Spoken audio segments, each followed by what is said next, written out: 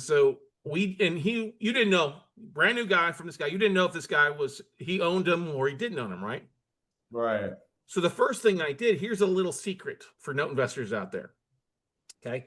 Yes, if you go and look at an address, it's going to tell you who the property owner is of that property, right? And a mortgage isn't going to tell you who the lender is. Now, if we're buying notes, which we are, you would have to go to the deed search or the county recorder to look everything. But a contract for deed, how that is titled is the lender is still the property owner based on the contract for deed. So all I did is I went to 2 addresses of the contract for deeds and looked to see on the assessor's website who was the owner. And it popped up 2 different owner names, which may not be different if you're a fund, but completely 2 different states and 2 different addresses. So that told me immediately right off the bat that A, this is not one seller, and B, it's not an all or nothing type of bid. Okay.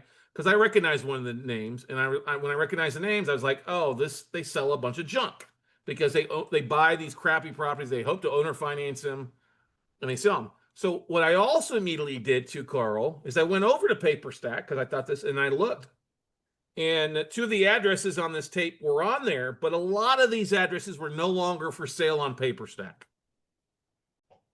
Okay.